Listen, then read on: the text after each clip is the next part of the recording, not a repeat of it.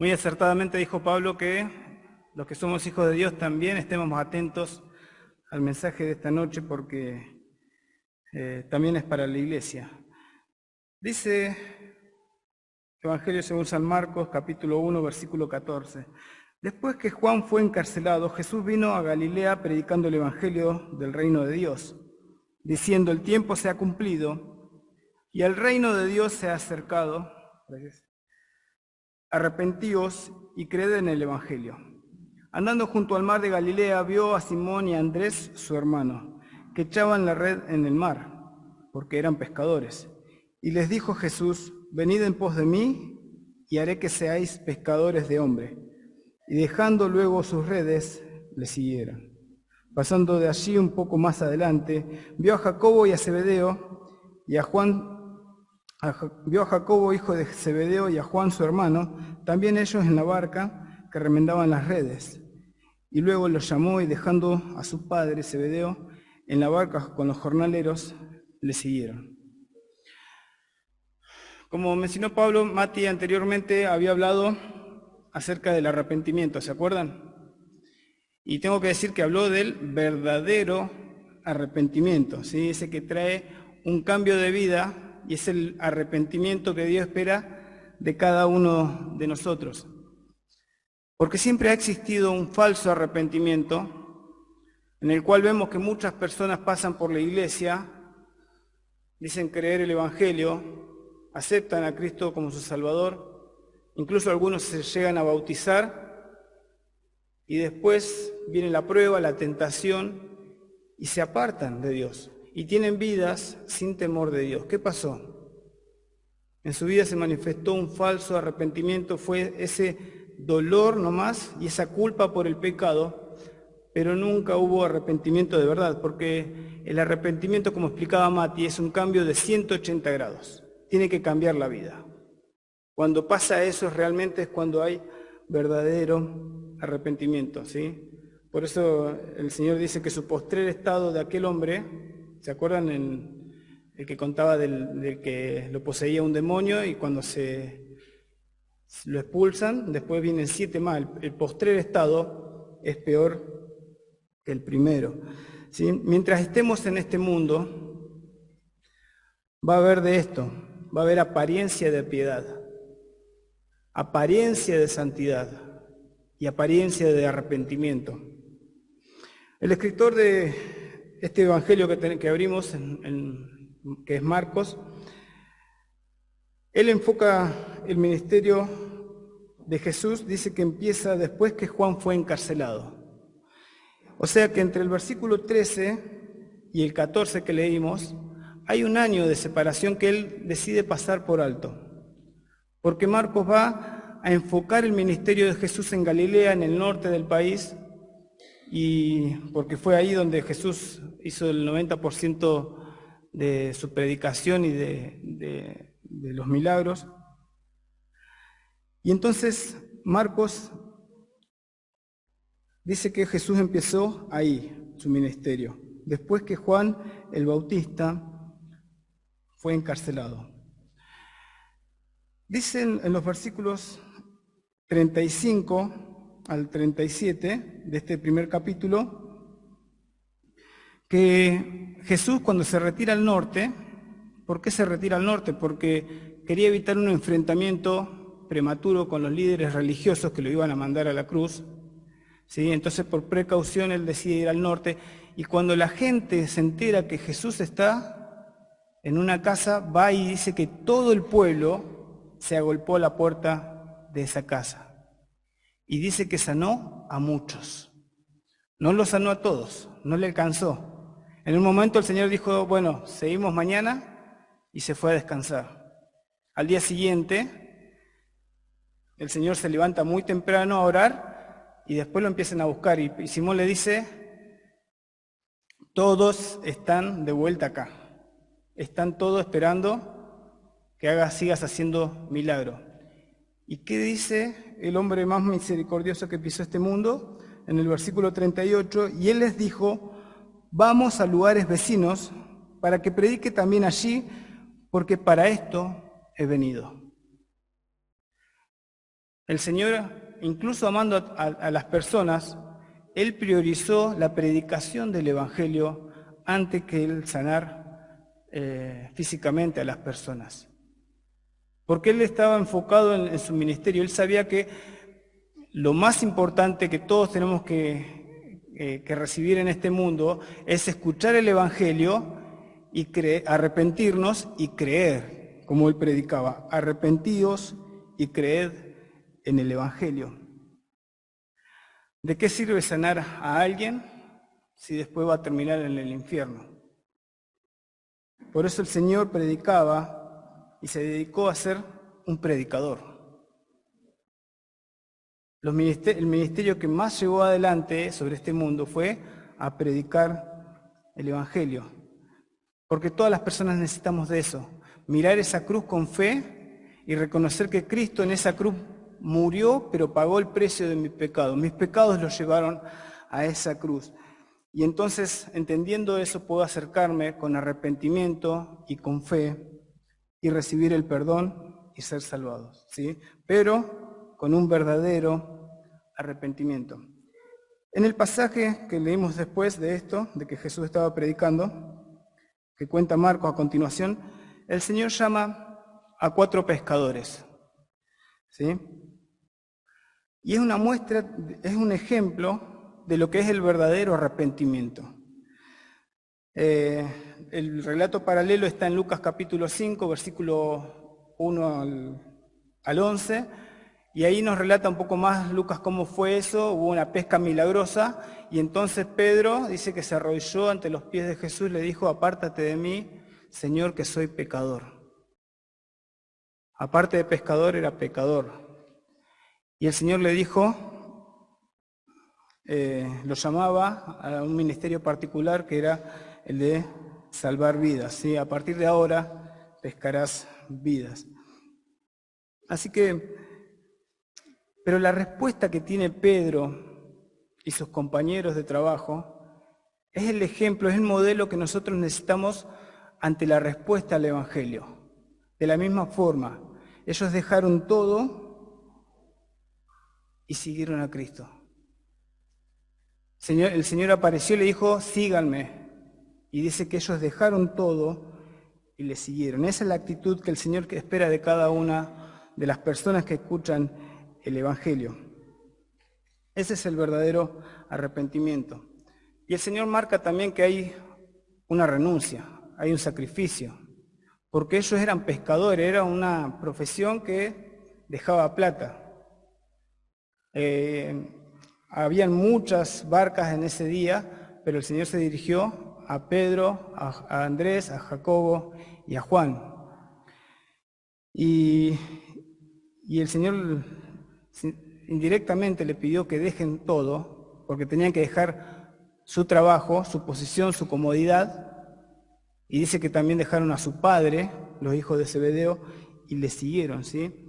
Ese es el verdadero arrepentimiento, el que realmente produce un cambio en nuestra vida, ¿sí? Y eso es lo que el Señor espera de nosotros. En Mateo 25, no lo vamos a leer, tenemos una parábola llamada la parábola de las 10 vírgenes, donde el Señor cuenta una historia, porque los discípulos le habían preguntado cuáles van a ser las señales que van a ver antes de tu venida. Y el Señor cuenta 3 parábolas, ¿sí? Del siervo, el siervo fiel, de las vírgenes y el de los talentos. Y la parábola de las vírgenes, se las cuento así no los leemos, dice que habían 10 vírgenes, 5 de ellas eran prudentes y 5 insensatas. Las 5 prudentes llevaron aceite, ¿sí? Y por lo que entendemos el aceite es figura del Espíritu Santo, y dice que ellas, en la parábola, ellas entraron a las bodas y las 5 insensatas, por no tener aceite, se quedaron afuera. Y esa parábola está hablando de cuando el Señor venga a buscar a su iglesia.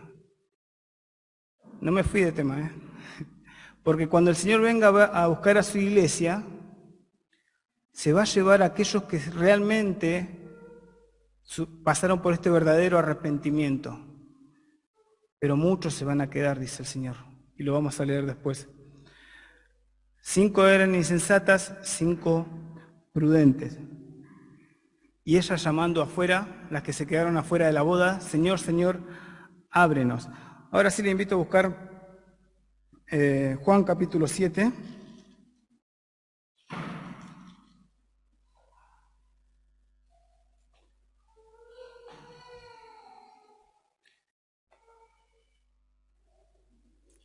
Esa parábola nos habla de estar preparados, ¿sí? Y velar, dice el Señor. Velen, estén preparados y velen. Dije Juan. Dije Juan, mencioné Juan, escribí Juan, pero es Mateo 7. El Señor usa las mismas palabras. El Señor viene hablando a la multitud y le hace la invitación. Entren por la puerta estrecha en el versículo 13, ¿sí? Pocos son los que la hallan, muchos son los que entran por la puerta estrecha, pero pocos los que encuentran la salvación a través de Cristo. Después habla de guardado de los falsos profetas, ¿sí? Que son como lobos rapaces, vestidos de oveja en medio del rebaño. Por sus frutos los van a conocer, dice el Señor. Y después de esto dice el versículo 21, no todo el que me dice Señor, Señor, entrará en el reino de los cielos, sino el que hace la voluntad de mi Padre que está en los cielos. Muchos me dirán en aquel día, Señor, Señor, ¿no profetizamos en tu nombre y en tu nombre echamos fuera demonios y en tu nombre hicimos muchos milagros? Y entonces les declararé, nunca os conocí, apartados de mí, hacedores de maldad. Señor, Señor, muchos me dirán, Señor, Señor. Esta repetición es un modismo judío que hablaba de intimidad y de conocer. Señor, te conocemos. Yo lo iba a la iglesia tal, yo era predicador, yo era maestra de escuela dominical, yo participaba de las reuniones. Y el Señor dice, no todo el que me diga Señor, Señor, entrará en el reino de los cielos. Por eso, cuando Mati hablaba del verdadero arrepentimiento, y hoy que lo repetimos nuevamente, no estamos hablando simplemente a aquellos inconversos que aún no han recibido a Cristo como su Salvador, estamos hablando a toda la iglesia. La parábola de las 10 vírgenes tiene una aplicación directa a Israel, pero también a una iglesia que el Señor va a venir a buscar. Y dentro de esa iglesia van a haber muchos que se van a quedar.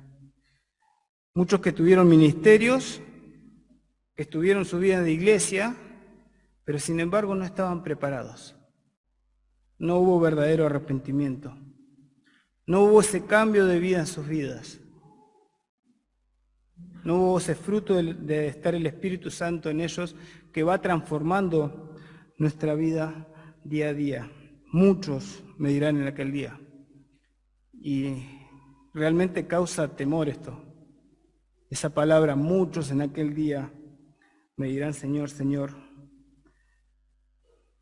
Y el Señor, ¿cuál es la respuesta? Nunca os conocí, apartados de mí, hacedores de maldad.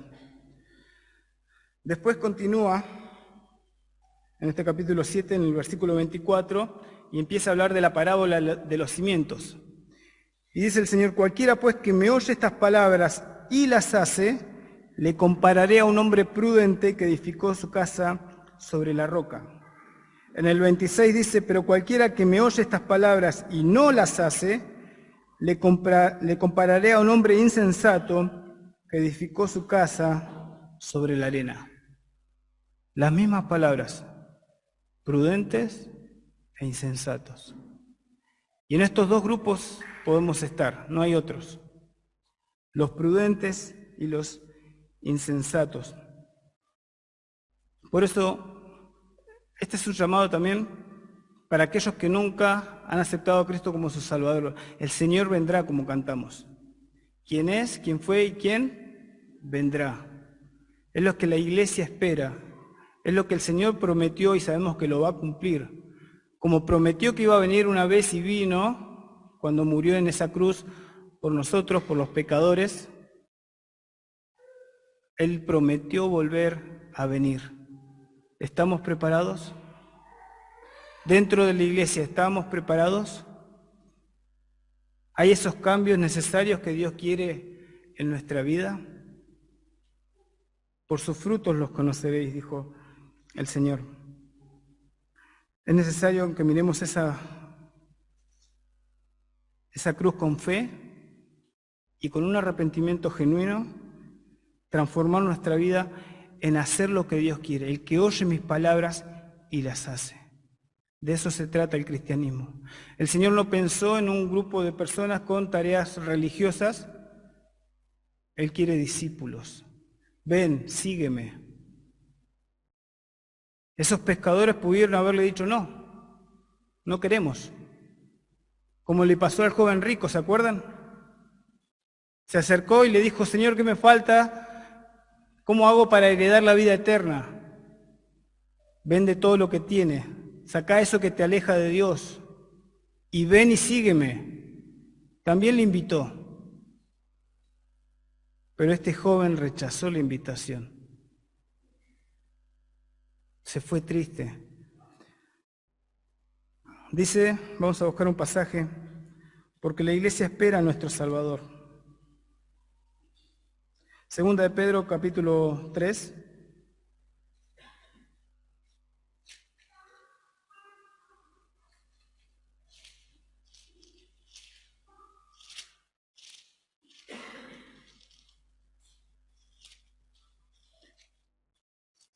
Dice el versículo 8, mas oh amados, no ignoréis esto, que para el Señor un día es como 1000 años, y 1000 años como un día. El Señor no retarda su promesa, según algunos la tienen por tardanza, sino que es paciente para con nosotros, no queriendo que ninguno perezca, sino que todos procedan al arrepentimiento. Todos procedan al arrepentimiento. Si hay alguien que no conoce a Cristo como su Salvador, Dios está ofreciendo el perdón de los pecados. A través de Cristo, el único que puede salvar. Necesitas verdadero arrepentimiento. Pero sigue diciendo, pero el día del Señor vendrá como ladrón en la noche, en el cual los cielos pasarán con gran estruendo, y los elementos ardiendo serán deshechos, y la tierra y las obras que en ella hay serán quemadas. Puesto que todas estas cosas han de ser deshechas. Y ahora le habla a la iglesia. ¿Cómo no debéis vosotros andar en santa y piadosa manera de vivir, esperando y apresurándoos para la venida del día de Dios, en el cual los cielos encendiéndose serán deshechos y los elementos siendo quemados se fundirán? Pero nosotros esperamos, según sus promesas, cielos nuevos y tierra nueva, en los cuales mora la justicia. Por lo cual, oh amados, a la iglesia, estando en espera de estas cosas, procurad con diligencia ser hallados por Él sin mancha e irreprensibles en paz. Cuando el Señor le pide a la iglesia que esperen, que velen, que estén preparados, no es una opción, es un mandato. Así debemos esperar al Señor. ¿Cómo no vamos a tener vidas que tengan piedad? ¿Cómo no debéis vosotros andar en santa y piadosa manera de vivir, esperando y apresurándoos para la venida del día de Dios? Eso es lo que debe caracterizar a un verdadero hijo y a una verdadera hija de Dios, apartándonos cada vez más del pecado, viviendo vidas santas para Dios. Eso es lo que nos tiene que producir el verdadero arrepentimiento en nuestras vidas, y así tenemos que mirar hacia adelante y esperar a nuestro Señor. Hay muchas advertencias en la palabra de Dios. Cuando estábamos cantando me acordaba de Hebreos 3:12, que dice, examínense, mírense, que no haya en ninguno corazón malo de incredulidad para apartarse del Dios vivo. Es un llamado a la iglesia a ver dónde estamos. ¿Estamos preparados? El Señor pronto viene. Va a ser una sorpresa. pero se va a llevar simplemente a su iglesia, a los verdaderos convertidos, ¿sí? Por eso, en esta noche quiero que todos los presentes, todos los que están escuchando, puedan recapacitar y verse retrospectivamente cómo es su vida. ¿Realmente hay ese encuentro con ese Salvador? ¿Están presentes esos cambios en tu vida? Porque muchas veces podemos engañarnos. Engañoso es el corazón y perverso, dice Jeremías. Y así somos. En la parábola, estar preparados, dice, perdón, lo buscamos, es un mandamiento. Estad preparados y velad. Mateo 25.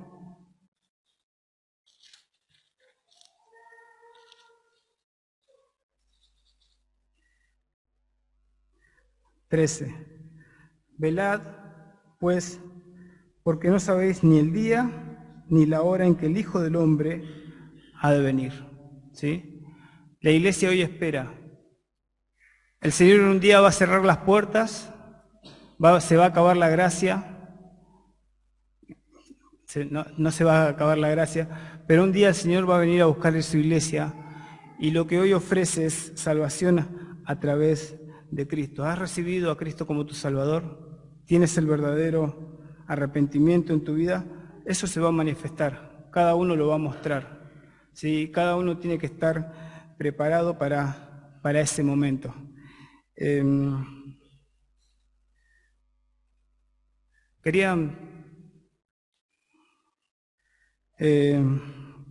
Quizás hoy se me hizo cortito el mensaje, les pido disculpas, pero bueno, es lo que Dios había puesto en mi corazón. Muchas veces creemos que estamos haciendo las cosas bien y el Señor nos llama a reflexionar, no solamente porque venimos los domingos y por ahí se ve poca convocatoria y simplemente vemos caras nuevas, pero es bueno que dentro de la iglesia también podamos examinarnos, que no ocurra esto que dice el Señor. Muchos me dirán en aquel día, Señor, Señor, y yo les voy a decir, no os conozco. Que el Señor les bendiga.